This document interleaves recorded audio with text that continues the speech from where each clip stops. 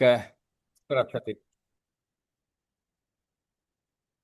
മനോഹരമായ ഈ സമയത്തിനായി ദൈവത്തിന് സ്തോത്രമർപ്പിക്കുന്നു. ജ്ഞാനത്തോടെ ആകാശങ്ങളെ ഉണ്ടാക്കിയ, ഭൂമിയെ നാസ്തിത്വത്തിന്മേൽ തൂക്കിയിരിക്കുന്ന നമ്മുടെ സർവശക്തനായ ദൈവത്തിന് സ്തോത്രം. സകല കാലത്തിനും മുമ്പേ മുന്നറിയപ്പെട്ടവനും ഈ അന്ത്യകാലത്തിൽ നമുക്ക് വേണ്ടി വെളിപ്പെട്ടവനുമായ ദൈവകുഞ്ഞാടാം ക്രിസ്തുയേശുവിന്റെ നാമത്തിലുള്ള സ്നേഹവും ആദരവും വന്ദനവും ഏവർക്കും അറിയിക്കുന്നു.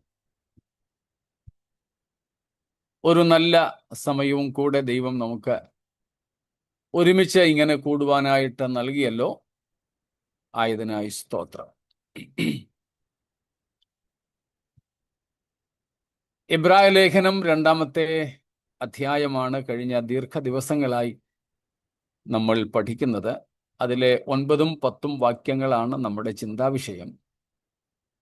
യേശുക്രിസ്തുവിന്റെ മനുഷ്യത്വം, അതാണല്ലോ നമ്മൾ പഠിച്ചുകൊണ്ടിരിക്കുന്നത്. ആ മനുഷ്യത്വത്തിന്റെ ഉദ്ദേശത്തെക്കുറിച്ചൊക്കെ നമ്മൾ പഠിച്ചതിന് ശേഷം ക്രിസ്തുവിന്റെ മനുഷ്യത്വം, യേശുക്രിസ്തുവിന്റെ കഷ്ടാനുഭവങ്ങൾ, ക്രൂശ് മരണം, അടക്കം തുടങ്ങിയുള്ള കാര്യങ്ങളിലെ ദൈവിക യുക്തി എന്ത് എന്നുള്ളതാണ് നമ്മൾ ഇന്നലെ വരെ പഠിച്ചുകൊണ്ടിരുന്നത്.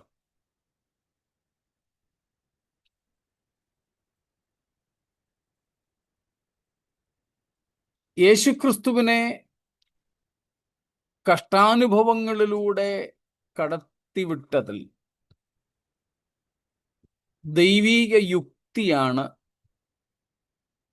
ദൈവത്തിന് ഏറ്റവും നല്ലതായി അത് തോന്നി എന്നാണല്ലോ നമ്മൾ പഠിച്ചത്.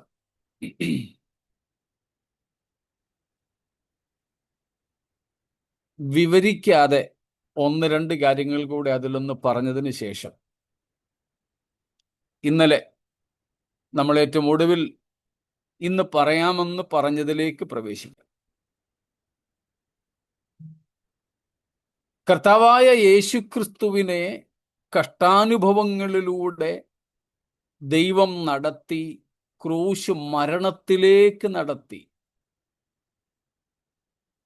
അതിലെന്ത് യുക്തി എന്നൊരു പക്ഷേ നാം ഉൾപ്പെടെ ഉള്ളവർ ചിന്തിക്കുമെങ്കിലും സർവജ്ഞാനിയായ ദൈവത്തിന് അതായിരുന്നു ശരിയെന്ന് തോന്നിയത്.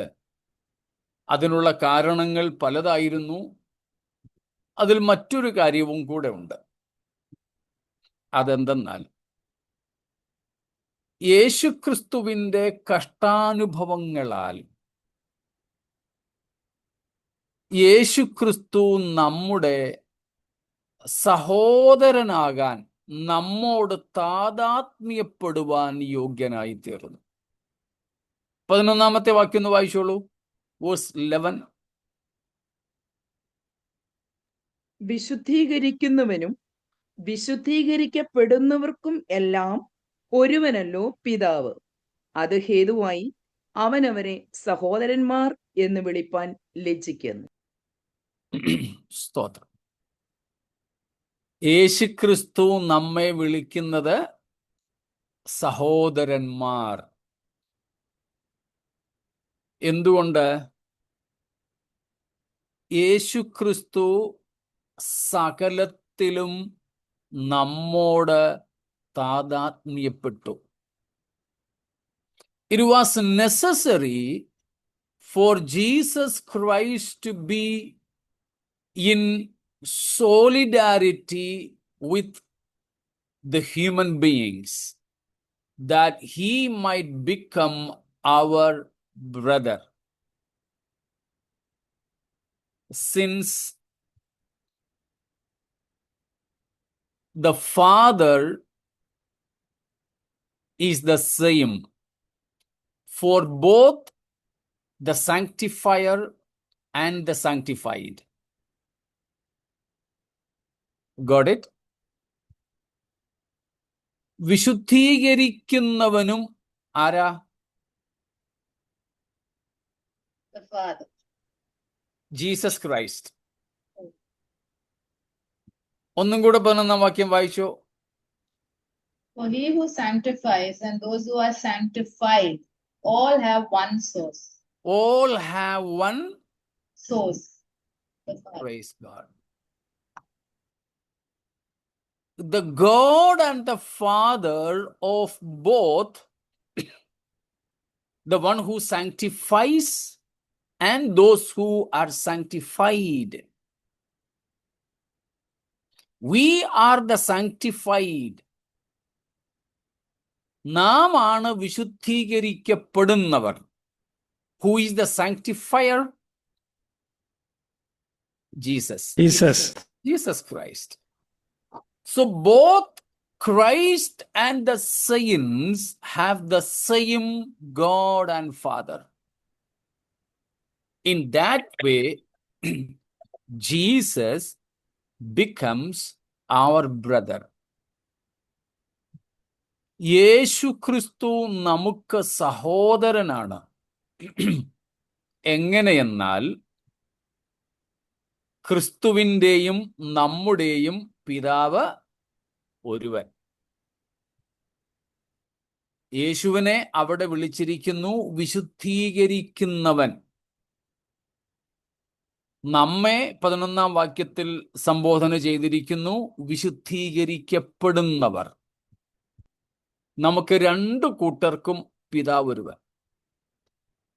So it was necessary for Jesus Christ, our sanctifier, to be identified in solidarity with us in everything, including suffering, obedience, and even death. And therefore it was fitting for God to lead Jesus Christ through the passions, sufferings, and even death on the cross. ക്രിസ്തു നമ്മുടെ മൂത്ത ജ്യേഷ്ഠനാണ്, സഹോദരനാണ്. മുമ്പ് നമ്മൾ പറഞ്ഞിട്ടുള്ളതുപോലെ യേശു അപ്പച്ചാന്ന് നമ്മൾ വിളിക്കേണ്ട ആവശ്യമില്ല.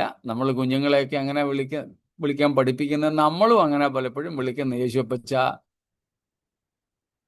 സ്ഥാനം വെച്ച് നോക്കിയാൽ യേശുവിനെ നമുക്ക് ചേട്ടാ, ചേട്ടായി, അച്ചാച്ചാ എന്നൊക്കെ വിളിക്കാം. മൂത്ത ജ്യേഷ്ഠനാണ് യേശു. സ്തോത്രം.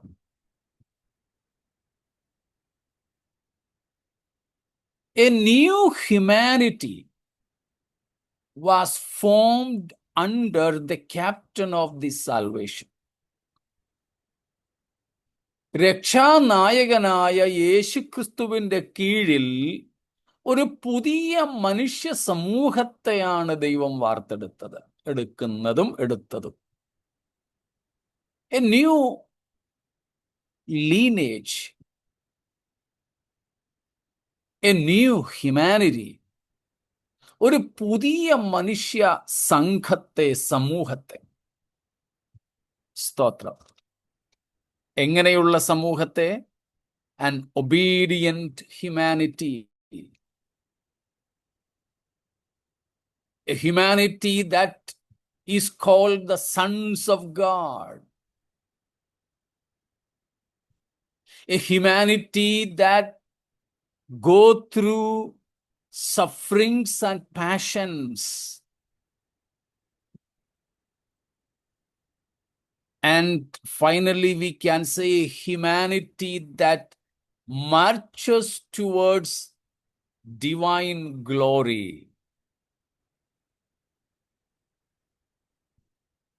അനുസരണമുള്ള ഒരു മനുഷ്യ സമൂഹം, കഷ്ടതകൾ സഹിക്കുന്ന ഒരു മനുഷ്യ സമൂഹം,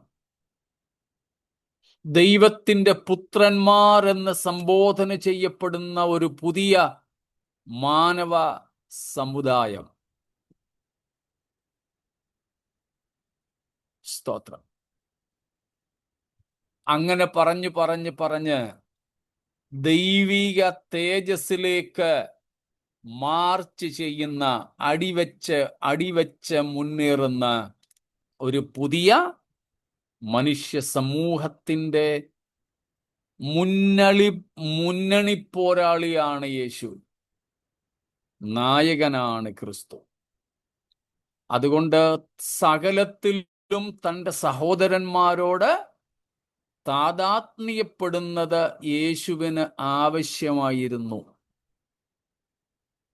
സ്തോത്രം. നമ്മുടെ വീടുകളിൽ തന്നെ 1ഉം 2ഉം മക്കൾ മാത്രം ഉള്ളപ്പോഴും മിക്കവാറുമൊക്കെ മൂത്ത മക്കൾ പറയാറുണ്ട്, എന്നെ എന്തുമാത്രം അടിച്ചതാ, എന്താ അവനെ ഒന്നും പറയാത്തെ, ഇപ്പം ഞാൻ ആയിരുന്നു ചെയ്തതെങ്കിൽ എന്നെ. ഇവിടെ ബിജനും രൂഫസും തമ്മിൽ വഴക്കൊന്നുമല്ല, ഞങ്ങളോട് പറയും. പ്രത്യേകിച്ച് ബിജൻ, മൂത്ത മകൻ, എന്നെ ആയിരുന്നെങ്കിൽ ഇപ്പം ഇവനെ ഒന്നും ചെയ്യത്തില്ല, അല്ലെങ്കിൽ ഇവനെ എന്നെ അടിച്ച പോലൊന്നും അടിക്കുന്നില്ല. പരാതിയായിട്ടല്ലെങ്കിലും അവന്റെ ഓർമ്മകൾ പങ്കുവെക്കാറുണ്ട്.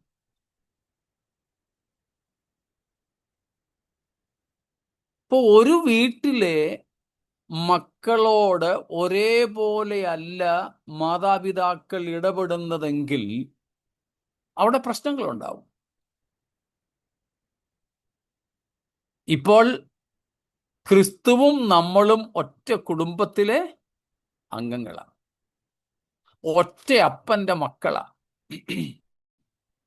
അപ്പോൾ മൂത്ത പുത്രനായ യേശു സകലത്തിലും നമ്മെപ്പോലെ ആകണമെന്നത് ദൈവത്തിന്റെ യുക്തിയിൽപ്പെട്ട, ദൈവത്തിന്റെ നീതിയിൽപ്പെട്ട കാര്യമാണ്. സ്തോത്രം.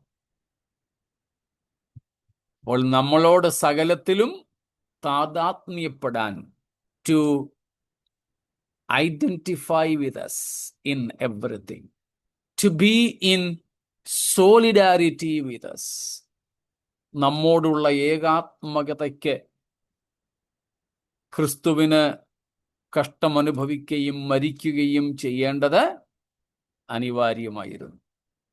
ഒന്നും കൂടെ പറഞ്ഞ് ഞാൻ ആ ഭാഗം വിട്ടേക്കാം. അടുത്തതൊന്നാണ് to qualify to become our high priest, that he may help us out in all our human situations. ഇപ്പൊ നമ്മെപ്പോലെ സകലവും അനുഭവിക്കുക മാത്രമല്ല, പകരം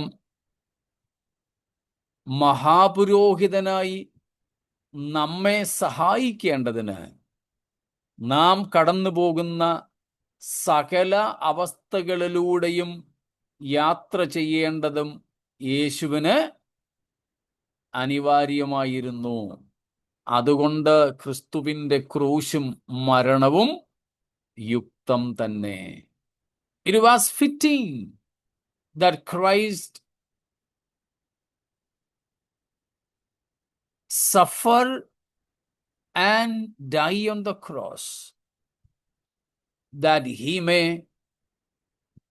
taste everything human beings go through, that he may become a sympathetic high priest for the humanity. അതും താഴെയുള്ള വാക്യങ്ങളിൽ നാം കാണുന്നുണ്ട്. സ്തോത്രം. അപ്പോൾ ഇങ്ങനെയുള്ള കാരണങ്ങളാൽ യേശുക്രിസ്തു കഷ്ടമനുഭവിക്കുകയും മരിക്കുകയും ചെയ്യുക എന്നത് ആവശ്യവും യുക്തവുമായിരുന്നു.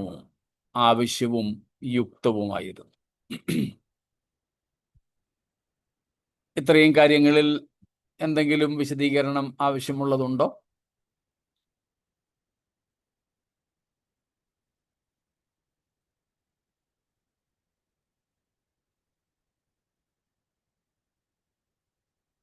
ശരി, ഒന്നുമില്ല എന്ന് കരുതുന്നു. അതുകൊണ്ട് 10-ാമത്തെ വാക്യത്തിൽ ഇനി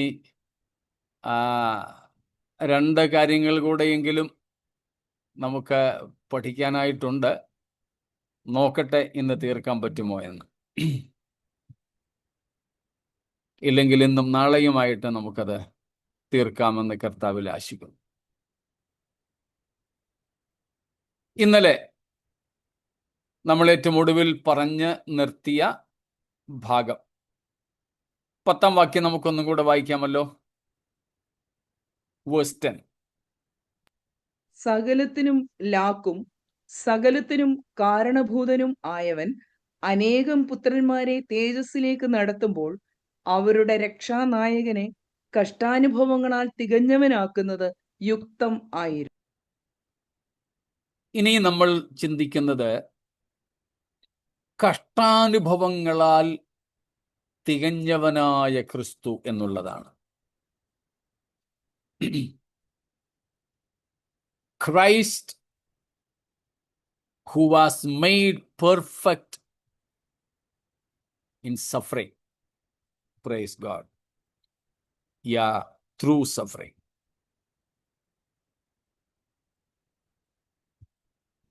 So here the apostle declares that God the Father made Jesus Christ perfect, but through suffering. പിതാവായ ദൈവം പുത്രനായ ക്രിസ്തുവിനെ കഷ്ടാനുഭവങ്ങളാൽ തികഞ്ഞവനാക്കി. ഇവിടെ കഷ്ടാനുഭവങ്ങളാൽ തികഞ്ഞവനായ യേശു. അതിൻ്റെ ആവശ്യം എന്തായിരുന്നു? അതിൻ്റെ അർത്ഥം എന്താണ്? അർത്ഥം പഠിച്ചാൽ ആവശ്യം എടുത്തു പറയേണ്ടതായി വരില്ലെന്ന് തോന്നുന്നു. യേശുക്രിസ്തു തികഞ്ഞവനായി. ചോദ്യം: ക്രിസ്തു അപ്പോൾ കുറവുള്ളവനായിരുന്നോ? സ്തോത്രം.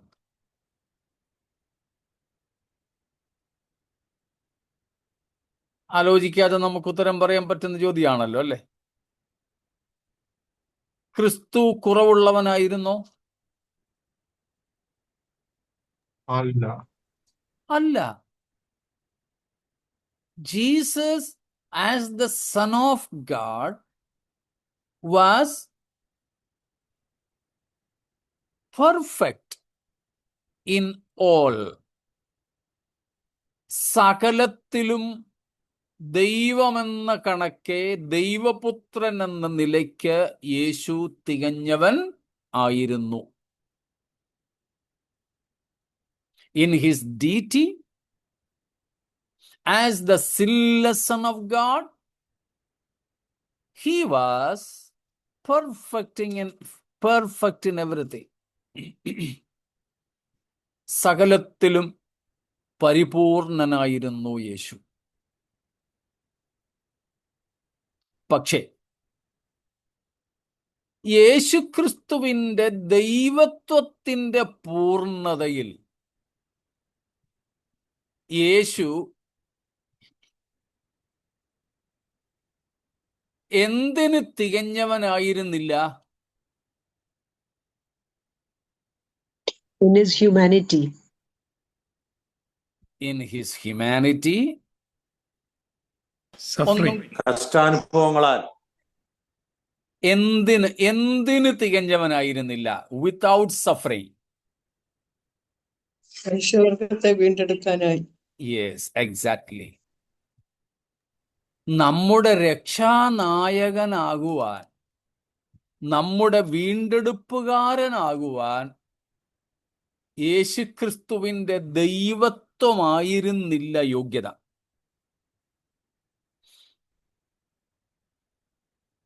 As God and sinless Son of God, Jesus was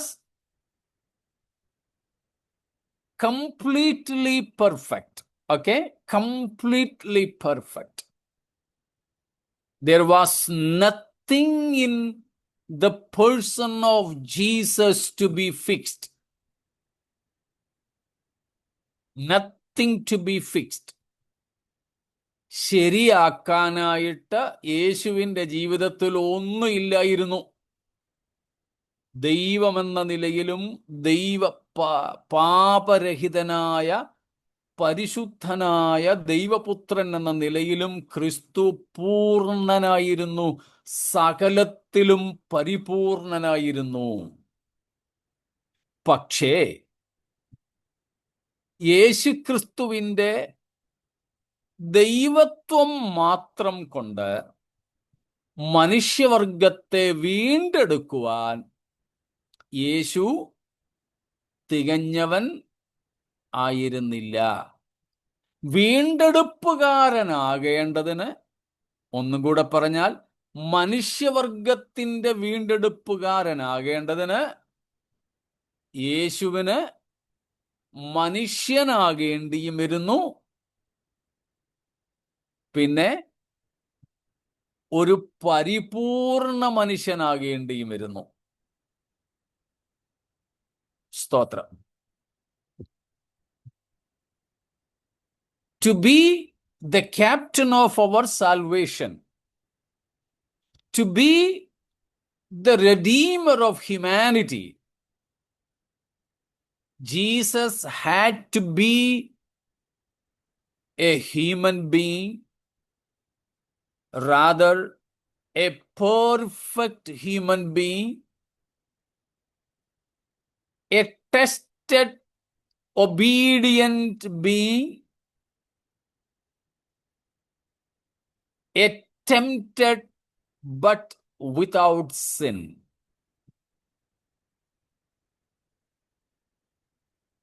വളരെ സൂക്ഷ്മതയോടെ ഈ കാര്യങ്ങൾ കൈകാര്യം ചെയ്യണം, അല്ലെങ്കിൽ തെറ്റിപ്പോകും.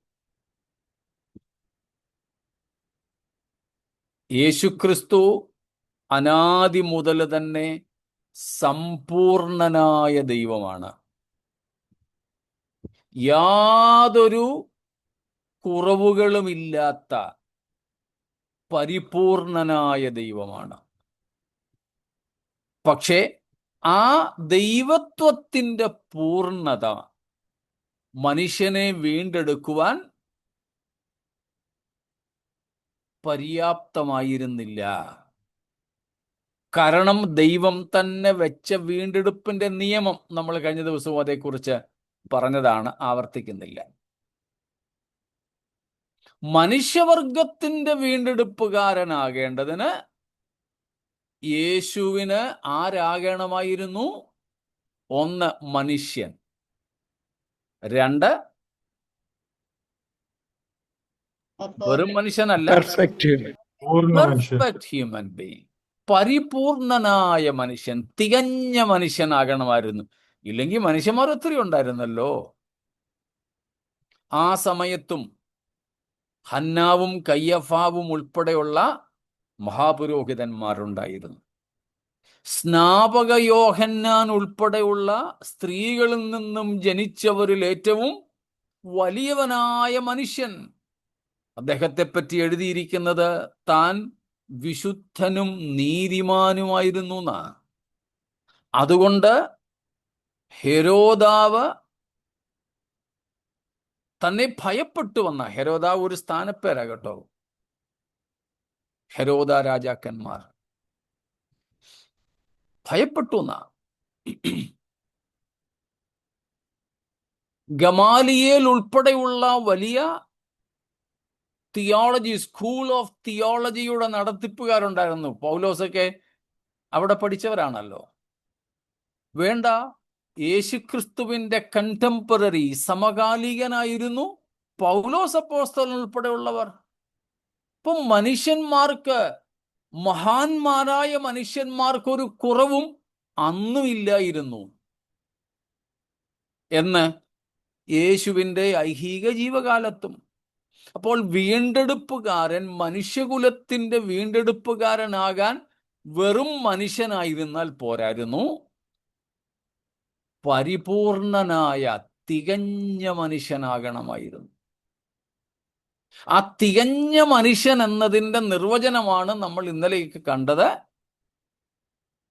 പരീക്ഷിക്കപ്പെട്ട് അനുസരണമുള്ളവനായി ദൈവത്തോടുള്ള ബന്ധത്തിലായി പറയുന്നതൊക്കെ കേട്ടോ. പരീക്ഷിക്കപ്പെട്ടിട്ടും ദൈവത്തോട് അനുസരണമുള്ളവനായി തീരുന്ന ഒരു തികഞ്ഞ മനുഷ്യൻ. ഒരു കുറവും ആർക്കും ചൂണ്ടിക്കാണിക്കാനില്ലാത്ത പരിപൂർണനായ ഒരു മനുഷ്യൻ. സ്തോത്രം.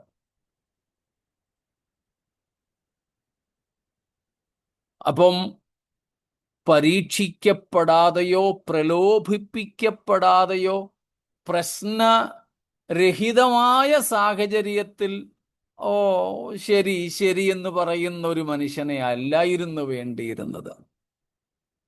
ആൻ ഓവർകമർ, ഒരു ജയാളിയായ മനുഷ്യൻ. ഇൻ അഡ്വേഴ്സ് സിറ്റുവേഷൻസ്, പ്രതികൂലമായ പരിതസ്ഥിതികളിലും പ്രലോഭനങ്ങളെ അതിജീവിക്കുന്ന, ദൈവത്തോട് വിധേയത്വം പുലർത്തുന്ന, ദൈവത്തെ സ്നേഹിക്കുന്ന, അനുസരിക്കുന്ന ഒരു ജയാളിയായ പൂർണ്ണ മനുഷ്യനായി ഒരുവൻ വേണമായിരുന്നു മാനവകുലത്തെ വീണ്ടെടുക്കുവാൻ.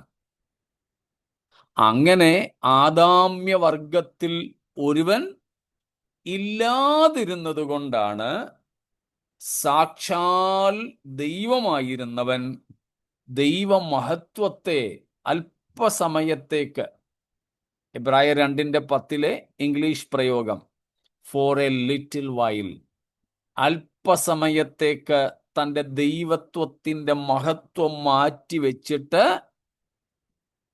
ദൂതന്മാരെക്കാൾ അല്പം താണവനായി ഭൂമിയിലേക്ക് ഇറങ്ങി വന്നത്. He had to prove himself a perfect man. Not a perfect God. Jesus did not have to prove a perfect God in his earthly life. ആവർത്തിക്കുന്നു, യേശുക്രിസ്തുവിൻ്റെ ഐഹിക ജീവകാലത്തും ശുശ്രൂഷാ സമയത്തും യേശു ദൈവപുത്രനാണെന്ന് തെളിയിക്കേണ്ടിയിരുന്നില്ല. That was very much doubtless in the divine realm. ദൈവീക തലങ്ങളിൽ യേശുക്രിസ്തുവിൻ്റെ ദൈവത്വം ഒരിക്കലും തെളിയിക്കപ്പെടേണ്ടിയിരുന്നില്ല. That was not at all a divine demand. അത് യേശുക്രിസ്തുവിൽ നിന്ന് ദൈവം ഡിമാൻഡ് ചെയ്ത, ആവശ്യപ്പെട്ട ഒന്നായിരുന്നില്ല നീ ദൈവപുത്രനാണെന്ന് തെളിയിക്കുക. അതുകൊണ്ടാണ് ക്രൂശിൽ കിടക്കുന്ന സമയം വരെ മനുഷ്യനും പിശാചും ആ വെല്ലുവിളി ഉയർത്തിയിട്ടും കർത്താവ് അതിനോട് അനുകൂലമായി പ്രതികരിക്കാഞ്ഞത്. കാര്യം മനസ്സിലാവുന്നുണ്ടായിരിക്കുമല്ലോ. സ്തോത്രം. യേശു അറിഞ്ഞു താൻ ആരാണെന്ന്. തന്നോട് അടുത്ത ശിഷ്യവൃന്ദങ്ങളും അറിഞ്ഞു. ദൈവത്തിനും ആത്മലോകത്തും യേശു ആരാണ്, ദൈവമാണോ അല്ലയോ എന്നൊന്നും തെളിയിക്കപ്പെടേണ്ട ആവശ്യമേ ഇല്ലായിരുന്നു. സ്തോത്രം.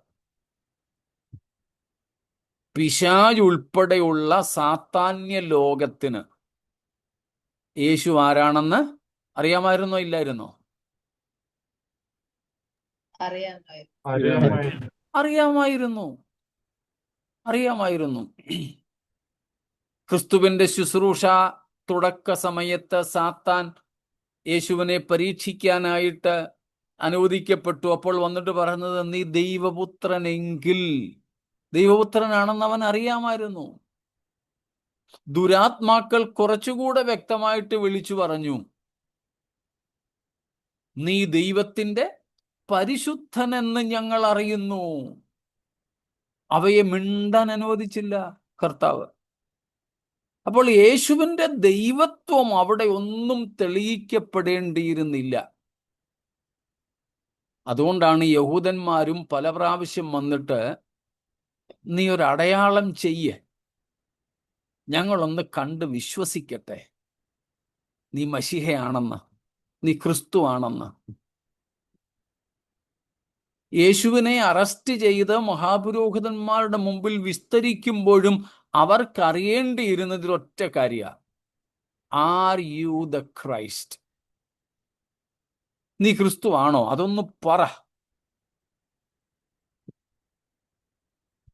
യേശു അത് പറഞ്ഞാൽ മാത്രം മതിയായിരുന്നു. യഹൂദന്മാർ യേശുവിനെ ക്രൂശിക്കാൻ ഏൽപ്പിക്കത്തില്ലായിരുന്നു. അപ്പോൾ യേശുക്രിസ്തുവിന്റെ ദൈവത്വം അവിടെ തെളിയിക്കപ്പെടേണ്ട ഒന്നായിരുന്നില്ല. അതുകൊണ്ടാണ് കർത്താവ് പറഞ്ഞത്, ക്രിസ്തുവിന്റെ ജീവകാലത്തല്ല യേശുവിന്റെ ദൈവത്വവും മശിഹാത്വവും തെളിയിക്കപ്പെടുന്നത്. അടയാളം ചോദിച്ചു എന്ന് യഹൂദന്മാരോട് യേശു പറഞ്ഞത് അറിയാമല്ലോ.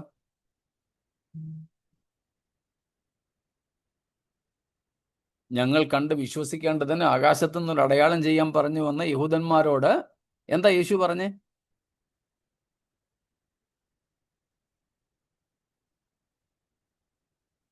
യോനായുടെ അടയാളമല്ലാതെ അതിന് മറ്റൊന്നില്ല. യോനായുടെ അടയാളം അല്ലാതെ നിങ്ങൾക്ക് അതിന് വേറെ ഒരു അടയാളം കിട്ടത്തില്ലെന്ന. യോനയുടെ അടയാളം എന്ന് പറഞ്ഞാൽ യേശുവിന്റെ മരണവും അടക്കവും ഉയർത്തെഴുന്നേൽപ്പും.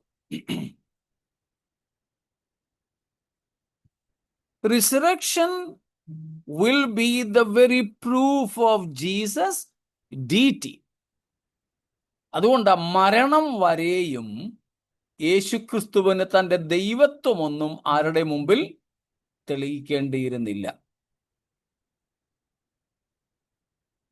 പക്ഷേ യേശുക്രിസ്തുവിന്റെ മനുഷ്യത്വത്തിന്റെ തികവ് തെളിയിക്കേണ്ടിയിരുന്നു. കാരണം നമ്മൾ ഇന്നലെയും ചിന്തിച്ചു, പുറമേ നിന്നുള്ള ബാഹ്യമായ പ്രലോഭനത്തിനടിപ്പെട്ട് സ്രഷ്ടാവായ ദൈവത്തിന്റെ ലക്ഷ്യത്തിൽ നിന്നും വീണുപോയ മാനവജാതിയെ ദൈവത്തിങ്കലേക്ക് വീണ്ടെടുക്കാനാ വന്നിരിക്കുന്നത്. അതുകൊണ്ട് വീണ്ടെടുക്കപ്പെടേണ്ട അല്ലെങ്കിൽ വിശുദ്ധീകരിക്കപ്പെടേണ്ടവർക്ക് വന്നുപോയ വീഴ്ചയിൽ ജയാളിയാകണമായിരുന്നു വീണ്ടെടുപ്പുകാരനായി വന്ന യേശുവിന്.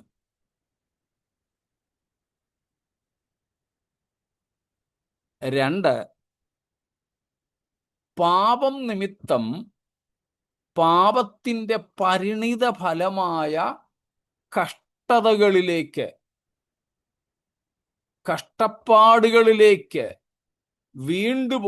വീണുപോയ മനുഷ്യനെ വീണ്ടെടുക്കുവാൻ വന്ന യേശുവിന് ഈ കഷ്ടതകൾ സ്വയമേവ അനുഭവിക്കേണ്ടിയിരുന്നു.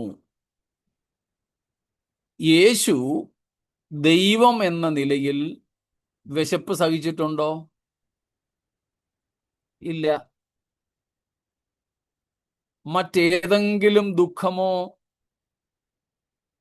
പ്രയാസമോ യേശു തൻ്റെ ദൈവത്വത്തിൽ അനുഭവിച്ചിട്ടില്ല. ശാരീരിക ക്ഷീണം യേശുവിൻ്റെ ദൈവത്വത്തിൽ അനുഭവിച്ചിട്ടില്ല. ഉറക്കക്ഷീണം, വിശപ്പ്, ദാഹം, നഗ്നത എന്നിങ്ങനെയുള്ള യാതൊന്നും തന്നെ യേശു തൻ്റെ ദൈവത്വത്തിൽ അനുഭവിച്ചിട്ടില്ല. അതെല്ലാം തൻ്റെ മനുഷ്യത്വത്തിൽ അനുഭവിക്കേണ്ടതാണ്. അതെല്ലാം തൻ്റെ മനുഷ്യത്വത്തിൽ അനുഭവിച്ചു. എങ്കിൽ മാത്രമേ നമ്മെ ഈ വിധമായ പാപത്തിൻ്റെ പരിണിത ഫലത്തിലൂടെ പോകുന്നവരെ സഹായിക്കാനും വീണ്ടെടുക്കാനും പറ്റൂ.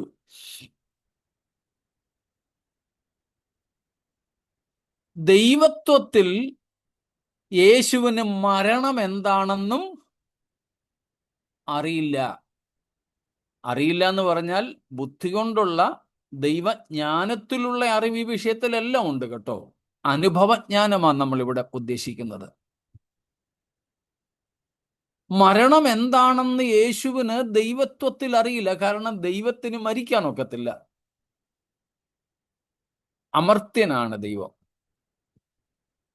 എന്നാൽ ആ മരണവും കൂടെ, അതാണ് നമ്മൾ 9-ാം വാക്യത്തിൽ പഠിച്ചത്, മരണം ആസ്വദിപ്പാൻ യേശു വന്നു. അപ്പോൾ യേശു കഷ്ടാനുഭവങ്ങളാൽ തികഞ്ഞവനായി എന്ന് പറയുന്നതിൻ്റെ അർത്ഥം എന്തല്ല എന്ന് നമ്മൾ കണ്ടു. യേശുവിൻ്റെ ദൈവത്വത്തിൽ യേശു എന്തെങ്കിലും കുറവുള്ളവനായിരുന്നു എന്നല്ല.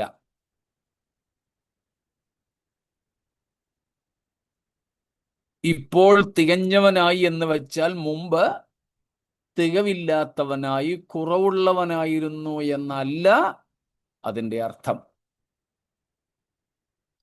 അനുസരണം പഠിച്ച് തികഞ്ഞവനായി എന്ന് പറഞ്ഞാൽ പണ്ട് അനുസരണം കെട്ടവനായിരുന്നു യേശു എന്ന് ആരും തെറ്റിദ്ധരിക്കരുത്. അനുസരണം പഠിച്ച് തികഞ്ഞവനായി എന്നതിൻ്റെ അർത്ഥം നമ്മൾ കണ്ടു. He proved himself obedient even in adverse situations. യേശു അനുസരണം പഠിച്ച് തികഞ്ഞു എന്ന് വച്ചാൽ എന്തല്ല, മുമ്പ് യേശു അനുസരണം ഇല്ലാത്തവനായിരുന്നെന്നല്ല. പിന്നെന്താ? യേശു പ്രതികൂലമായ സാഹചര്യങ്ങളിലും പിതാവിനോട് സകലത്തിലും അനുസരണമുള്ളവനായി തെളിയിച്ചു എന്നാണ് അർത്ഥം. ജീസസ് പ്രൂവ്ഡ് ഹിംസെൽഫ്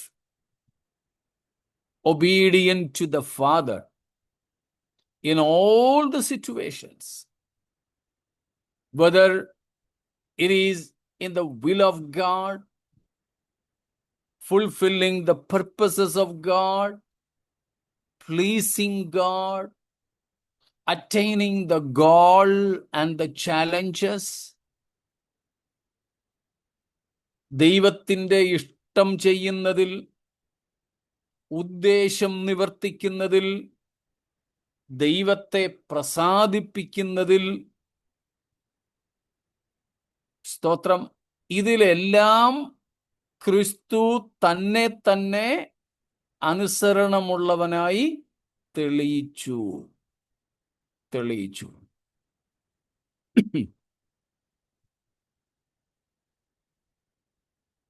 അതാണ് അനുസരണം കഷ്ടാനുഭവങ്ങളാൽ യേശുവിനെ തികഞ്ഞവനാക്കി എന്ന് പറയുന്നത്. രണ്ടർത്ഥങ്ങളാണ് അതിൽ പറയുവാനായിട്ടുള്ളത്. അതിലൊന്നാണ് ഇപ്പോൾ നമ്മൾ ചിന്തിച്ചത്.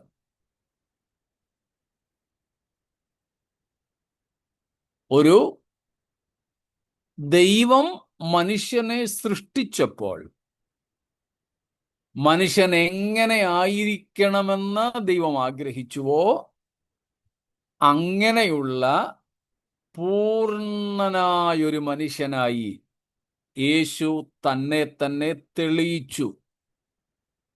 എപ്പോൾ പോലും ഏറ്റവും ഭീഷണമായ കഷ്ടതകളും ദ്വേഷങ്ങളും ഏകാന്തതകളും തള്ളപ്പെടലുകളും ഒറ്റപ്പെടുത്തലുകളും കുറ്റപ്പെടുത്തലുകളുമൊക്കെ ഉണ്ടായപ്പോഴും. മനസ്സിലാവുന്നുണ്ടോ? സ്തോത്രം. So Jesus proved himself a perfect man, just as the Creator intended how man should be even at the very creation. Jesus proved himself a God-intended perfect man, even when he was going through adverse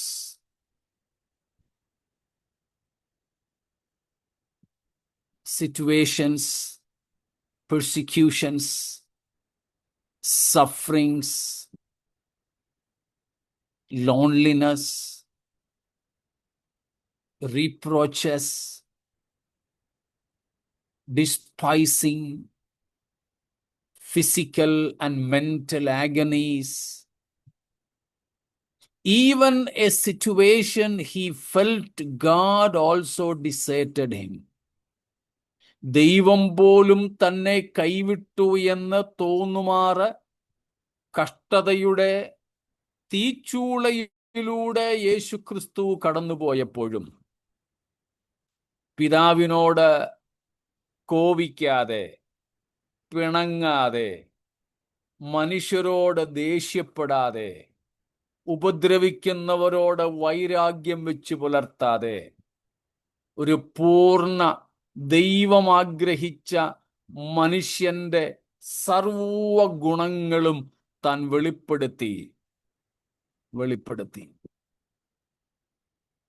അതുകൊണ്ടാണ് യേശുവിന് കഷ്ടതകളിലൂടെ പോകുവാൻ ദൈവം അനുവദിച്ചത്. സാത്താനാൽ പരീക്ഷിക്കപ്പെടാൻ പോലും ദൈവം അനുവദിച്ചത്. അതും യേശുക്രിസ്തുവിന്റെ ഭൂമിയിലെ കാര്യപരിപാടിയിൽ ദൈവം ഉൾപ്പെടുത്തിയത്. അതാണ് നമ്മൾ ഇന്നലെ വായിച്ചത്. പിശാചിനാൽ പരീക്ഷിക്കപ്പെടുവാൻ പരിശുദ്ധാത്മാവ് യേശുവിനെ മരുഭൂമിയിലേക്ക് നടത്തി. ഇത്രയും വ്യക്തമാണോ? എന്തെങ്കിലും ചോദ്യങ്ങൾ ഇതുവരെ ഉള്ളതിലുണ്ടോ?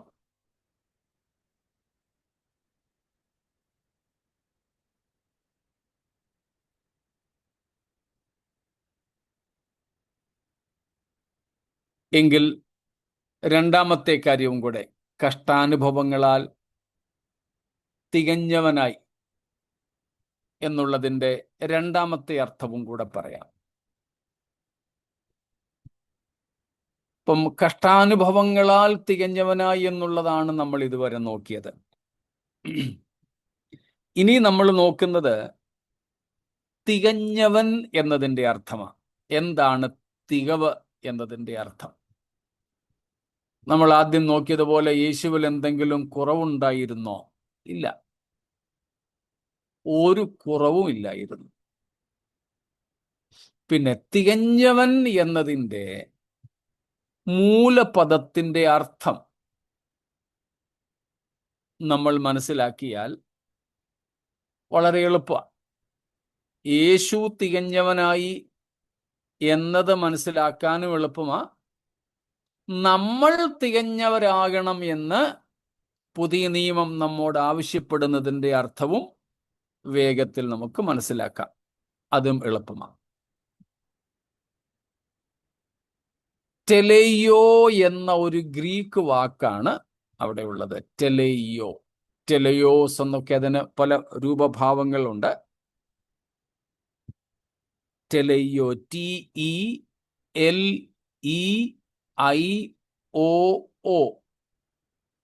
അതില് ഒടുവിലത്തെ ഓ ലോങ് ഓയാ.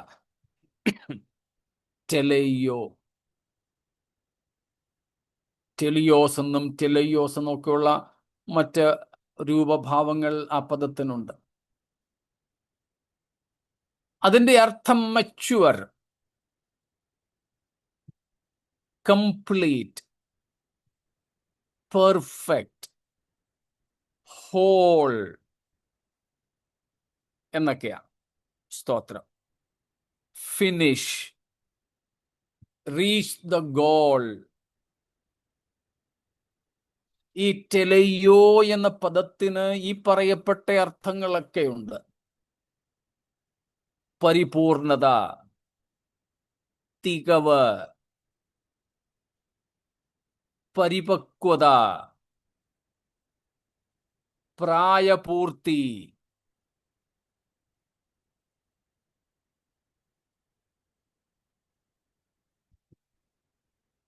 പൂർണത,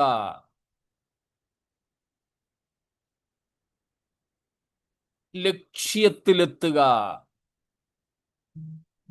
എന്നിങ്ങനെയൊക്കെയുള്ള അർത്ഥങ്ങളാണ് അതിനുള്ളത്.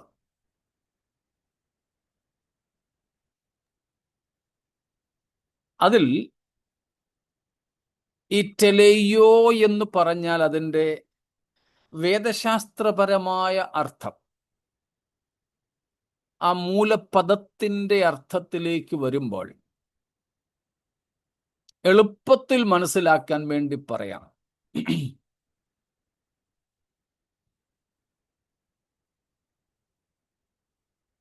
ഓരോ വസ്തുവിനെയും, അതിനിപ്പം ഒരു വസ്തുവാകട്ടെ ഒരു വ്യക്തിയാകട്ടെ, ഇപ്പോൾ ഒരു വസ്തു എന്ന നിലയിൽ സംസാരിക്കാം. ഒരു വസ്തുവിനെ എന്തിനു വേണ്ടിയാണോ ഉണ്ടാക്കിയത്, ഒരു വസ്തുവിനെ നിർമ്മിച്ചത് എന്തുദ്ദേശത്തിന് വേണ്ടിയാണോ, ആ ഉദ്ദേശം നിവർത്തിക്കപ്പെടുക എന്നതാണ് അത് പൂർണ്ണതയുള്ളതാവുക എന്നതിൻ്റെ അർത്ഥം. സ്തോത്രം. അതിനെക്കുറിച്ച് ഞങ്ങളുടെ ഈ കൊച്ചു ആട്ടിൻകൂട്ടത്തിൽ കഴിഞ്ഞ കുറേ ആഴ്ചകളായിട്ട്, മാസങ്ങളായിട്ട് ചിന്തിച്ചു വരുന്ന ഒരു ഭാഗമുണ്ട്. 2 പത്രോസ് 1-ാം അധ്യായം 5 തൊട്ട് 7 വരെയുള്ള വാക്യങ്ങളിൽ നിന്ന് ക്രിസ്ത്യൻ വെർച്യൂസ്, വിശ്വാസം, വിശ്വാസത്തോടെ ഇന്നതും കൂട്ടി എന്നൊക്കെ പത്രോസ് അവിടെ പറയുന്ന ഭാഗങ്ങൾ. അതിൽ സദ്ഗുണം, ആഡ് വെർച്യൂസ്, ആ സദ്ഗുണം എന്നതിൻ്റെ മൂലപദാർത്ഥവും ഞങ്ങൾ അങ്ങനെയാണ് ചിന്തിച്ചത്. അതായത് ഞങ്ങൾ ചർച്ചിൽ പറയുകയുണ്ടായി, ഈ ഒരു കണ്ണാടി, ഈ കണ്ണാടി ചിലര് വായനയ്ക്ക് വേണ്ടി മാത്രമാണിത് ഉപയോഗിക്കുന്നത്, ചിലര് ഡ്രൈവ് ചെയ്യുമ്പോൾ മാത്രം ഉപയോഗിക്കുന്നത്, ലോങ് സൈറ്റിന് വേണ്ടി മാത്രം. അപ്പം ഈ കണ്ണാടി ഉണ്ടാക്കപ്പെട്ട, അല്ലെങ്കിൽ ഇത് ഞാൻ ഉണ്ടാക്കിച്ച, നമ്മളിത് വാങ്ങിച്ച ഒരു ഉദ്ദേശമുണ്ട്. ചില കണ്ണാടി പകല് സൂര്യപ്രകാശത്തിൽ മാത്രം, സൺഗ്ലാസസ് ആയിട്ട് ഉപയോഗിക്കാൻ വേണ്ടി മാത്രമുള്ളതാണ്. അപ്പം ഇതിൻ്റെ എക്സലൻസ് എന്ന് പറയുന്നത്, ഇതിൻ്റെ ശരിയായ ഉപയോഗമെന്ന് പറയുന്നത്, അല്ലെങ്കിൽ ഇതിൻ്റെ പെർഫെക്റ്റ്നെസ് എന്ന് പറയുന്നത്, എന്തുദ്ദേശത്തിനായിട്ട് ഇത് നിർമ്മിക്കപ്പെട്ടുവോ, ഒരാൾ വാങ്ങിയോ, ആ ഉദ്ദേശം പൂർണ്ണമാകത്തക്കതുപോലെ ഉപയോഗിക്കപ്പെടുക. ഞാൻ ചർച്ചിൽ പറഞ്ഞൊരു കാര്യമുണ്ട്. ചിലരുണ്ട് ഈ കണ്ണാടി അവരിങ്ങനെ മടക്കി വെച്ചിട്ട് അതിൻ്റെ ഈ സാധനം എടുത്ത് ചെവി ചൊറി. That is not the purpose of this കണ്ണാടി. ചെവി ചൊറിയാനല്ല ഈ സാധനം. ചിലപ്പോൾ ഒരു അത്യാവശ്യത്തിന് ഉപയോഗിക്കപ്പെട്ടേക്കാം, പക്ഷേ ചെവി ചൊറിയാനല്ല. ഈ കഴിഞ്ഞിടയ്ക്ക് ഞാൻ കണ്ടു, ഒരിടത്ത് ഒരു ഫാൻ ടേബിൾ ഫാനാ. ഓൺ ചെയ്തിട്ട് മൂളി നിൽക്കുക. അപ്പോൾ മനസ്സിലായി മോട്ടർ ഓടുന്നുണ്ട്, വർക്ക് ആകുന്നുണ്ട്, അങ്ങോട്ട് കറങ്ങുന്നില്ല. ഈ ടേബിൾ ഫാനിന്റെ ആ നെറ്റിനകത്തും കൂടെ അവിടെ നോക്കിയിട്ട് വേറെ ഒന്നും കണ്ടില്ല. അദ്ദേഹത്തിന്റെ കണ്ണാടി ഈ പറഞ്ഞതുപോലെ എടുത്ത് ഞാൻ പറഞ്ഞു, കണ്ണാടിയുടെ കാലൊടിഞ്ഞു പോവും, ഫാൻ കറങ്ങിയില്ലെങ്കിൽ വേണ്ട, കണ്ണാടി ഒടിഞ്ഞു ഓടെ വെക്കുക. അതല്ല അതിന്റെ ഉദ്ദേശം. അപ്പം പെർഫെക്റ്റ് എന്ന് പറഞ്ഞാൽ അതിന്റെ അർത്ഥം എന്താ? ടെലേയോ എന്ന് പറഞ്ഞാൽ, തികവ് എന്ന് പറഞ്ഞാൽ, പൂർണ്ണത എന്ന് പറഞ്ഞാൽ, പ്രായപൂർത്തി എന്ന് പറഞ്ഞാൽ അതിന്റെ അർത്ഥം എന്താണ്? Completing the purpose. യാ, പറഞ്ഞു. Completing the purpose. Completing the purpose for which that was created, made, or ordained or appointed. ഒരു വ്യക്തിയെ, ഒരു വസ്തുവിനെ എന്ത് ഉദ്ദേശത്തിനു വേണ്ടിയാണോ ഉണ്ടാക്കിയത്, അല്ലെങ്കിൽ ആക്കി വച്ചിരിക്കുന്നത്, അല്ലെങ്കിൽ വിളിക്കപ്പെട്ടിരിക്കുന്നത്, അല്ലെങ്കിൽ നിയമിച്ചത്, ആ ഉദ്ദേശം പൂർണ്ണമാകുവാൻ, അത് നിവർത്തിക്കുവാൻ ആ വ്യക്തി യോഗ്യനാവുക, അല്ലെങ്കിൽ ആ വസ്തു യോഗ്യമാവുക എന്നതാണ് ഇതിന്റെ അർത്ഥം. അങ്ങനെയാണെങ്കിൽ യേശു തികഞ്ഞവനായി എന്ന് പറഞ്ഞാൽ അതിന്റെ അർത്ഥം എന്താ?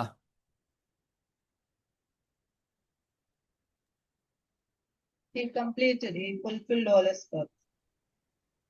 Jesus presented himself perfect to accomplish the purpose he was in this world or in his flesh.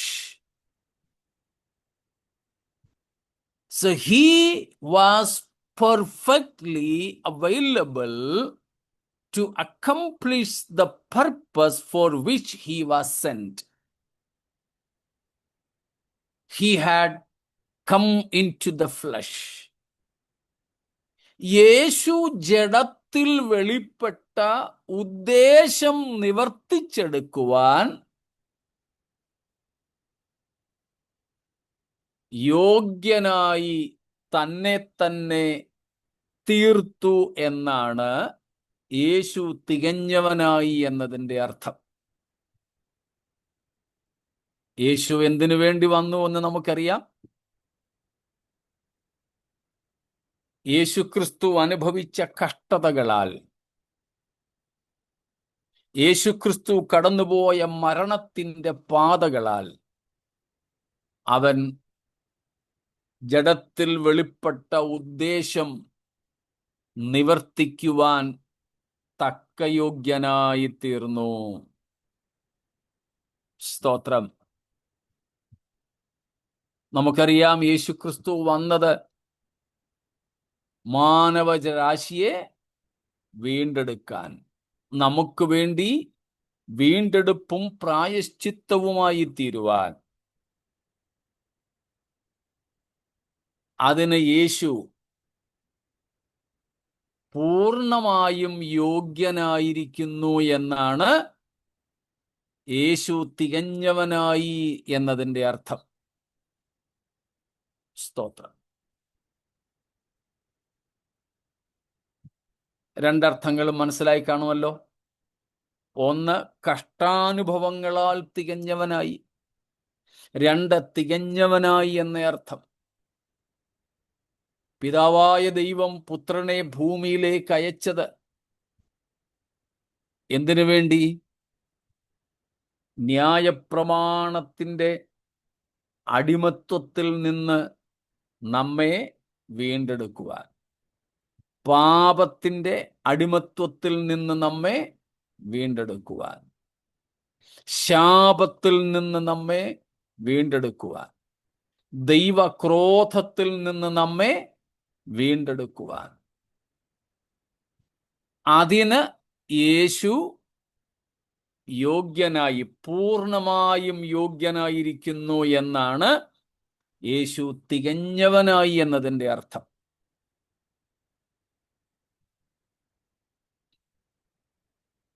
യേശുക്രിസ്തു ഈ ഭൂമിയിൽ വന്നതിൻ്റെ ഉദ്ദേശം എബ്രായർ 2:10 അടിസ്ഥാനത്തിൽ എന്താണ്?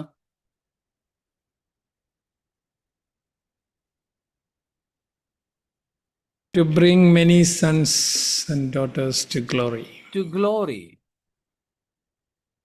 നമ്മെ തേജസ്സിലേക്ക് നടത്താൻ. യേശു തികഞ്ഞവനായി എന്ന് 10 പറയുമ്പോൾ അതിൻ്റെ അർത്ഥം നമ്മെ തേജസ്സിലേക്ക് നടത്തുക എന്ന ദൈവീക ഉദ്ദേശത്തെ നിവർത്തിക്കേണ്ടതിന് യേശു പരിപൂർണമായും യോഗ്യനായിരിക്കുന്നു. സ്തോത്രം. 11 അടിസ്ഥാനത്തിൽ നമ്മെ വിശുദ്ധീകരിക്കുക, 10 അടിസ്ഥാനത്തിൽ നമ്മെ തേജസ്സിലേക്ക് നടത്തുക. ഇതാണ് യേശുവിൻ്റെ ജഡധാരണ ഉദ്ദേശം. The purpose of Jesus' incarnation, manifesting in the flesh, not avataram, okay, manifesting in the flesh. As per verse 10, it was to lead us to glory. When Jesus is perfect, that means he is qualified enough to lead you and me to the glory. Because in verse 9 we saw, through the sufferings, through the death tasting and suffering the death, he was now crowned with glory and honor. And therefore he is now perfectly perfect, completely perfect, to lead us into that glory. സ്തോത്രം. നാം കാണുന്നുണ്ട് യേശുക്രിസ്തു ക്രൂശിക്കപ്പെട്ടു, മരണം ആസ്വദിച്ചു, മരണം അനുഭവിച്ചു. അതുകൊണ്ട് നമ്മെ തേജസ്സിലേക്ക് നടത്തുവാൻ യോഗ്യൻ, പൂർണ്ണമായും യോഗ്യനായിരിക്കുന്നു. കാരണം ഈ മരണം ആസ്വദിച്ചതുകൊണ്ടും അനുഭവിച്ചതുകൊണ്ടും 9 പറയുന്നു, നാം നമ്മുടെ കർത്താവിനെ ബഹുമാനവും തേജസ്സും അല്ലെങ്കിൽ മഹത്വവും അണിഞ്ഞവനായി കാണും. 11 അടിസ്ഥാനത്തിൽ ചിന്തിക്കുന്നെങ്കിൽ നമ്മെ വിശുദ്ധീകരിക്കുക എന്ന ലക്ഷ്യത്തോടെയാണ് ക്രിസ്തു വന്നത്. ഇപ്പോൾ പാപരഹിതനായി, എല്ലാറ്റിലും ദൈവത്തിൻ്റെ ഇഷ്ടപ്രകാരമുള്ള ഒരു പൂർണ്ണ മനുഷ്യനായി തന്നെ വെളിപ്പെടുത്തിയത് കൊണ്ട് ക്രിസ്തു എന്തിന് യോഗ്യനാണ്? തൻ്റെ പ്രായശ്ചിത്ത മരണത്താൽ പാപരഹിതമായ രക്തം ചിന്തി നമ്മെ വിശുദ്ധീകരിപ്പാൻ യോഗ്യനാണ്. അങ്ങനെ താഴോട്ട് ഓരോ കാര്യങ്ങൾ. ഇതാണ് യേശുക്രിസ്തു തികഞ്ഞവനായി എന്നതിൻ്റെ അർത്ഥം. He is very much complete to fulfill the very purpose he has come for. നമ്മെക്കുറിച്ചും തികഞ്ഞവരാകണം എന്ന് തിരുവെഴുത്തു പറയുന്നതിൻ്റെ അർത്ഥം നമ്മൾ ദൈവത്തെ പോലെ കുറവില്ലാത്തവരാകണമെന്നല്ല. ആസ് ഫോളൻ ബീയിങ്സ്, വീഴ്ച വന്നവരായ മനുഷ്യരെന്ന നിലയിൽ നാം എത്തിച്ചേരേണ്ട, നമുക്ക് എത്തിച്ചേരുവാൻ കഴിയുന്ന, ദൈവം നമ്മെക്കുറിച്ച് ആഗ്രഹിക്കുന്ന ആ അളവോളം എത്തുക എന്നുള്ളതാണ്. സ്തോത്രം. അത് നാം ഓരോരുത്തർക്കും പകരപ്പെട്ട ദൈവകൃപയ്ക്കനുസരിച്ച്, ദൈവവചനത്തിന്റെ പരിജ്ഞാനത്തിനനുസരിച്ച്, സാഹചര്യങ്ങൾക്കനുസരിച്ചൊക്കെ നാം ഓരോരുത്തരെ കുറിച്ചും ദൈവത്തിന്റെ ആഗ്രഹവും നിലവാരവും വ്യത്യസ്തമാണ്. നാം ഓരോരുത്തരെ കുറിച്ചും ഉള്ളതിൻ്റെ ആ അളവോളം എത്തുക എന്നതാണ് നാം തികഞ്ഞവരാകുക എന്നതിൻ്റെ അർത്ഥം. സ്തോത്രം. അപ്പോൾ യേശുക്രിസ്തു കഷ്ടാനുഭവങ്ങളാൽ തികഞ്ഞവനായി എന്നതിൻ്റെ ഈ രണ്ട് അർത്ഥതലങ്ങൾ മനസ്സിലായോ? എന്തെങ്കിലും ചോദ്യങ്ങളുണ്ടോ ഇതുവരെ ഉള്ളതിൽ?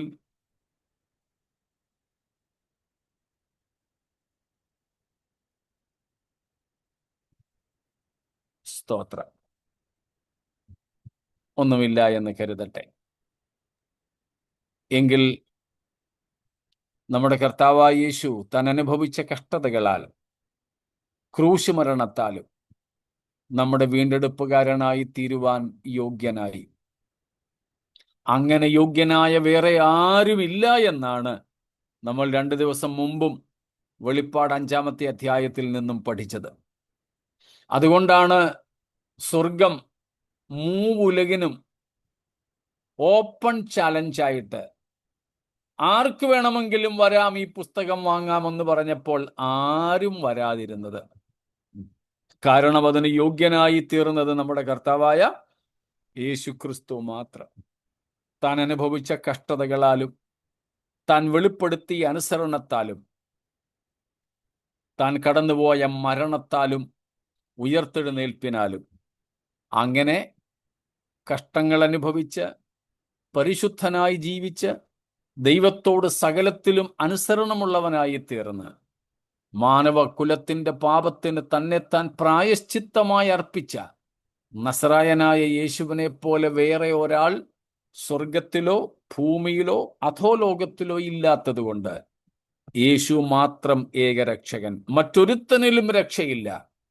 നാം രക്ഷിക്കപ്പെടുവാൻ ആകാശത്തിന്റെ കീഴിൽ മനുഷ്യരുടെ ഇടയിൽ നൽകപ്പെട്ട യേശുവിൻ്റെ നാമമല്ലാതെ വേറെ ഒരു നാമവുമില്ല. ആകയാൽ ആ നാമത്തിൽ വിശ്വസിച്ചും ആശ്രയിച്ചും ഈ രക്ഷാനായകനെ അനുഗമിക്കാം. ആ കർത്താവ് എത്തിച്ചേർന്ന മഹത്വത്തിൽ, തേജസ്സിൽ നമുക്കും എത്തിച്ചേരാം. ഈ വചനങ്ങളാൽ ദൈവം നമ്മെ അനുഗ്രഹിക്കുമാറാകട്ടെ.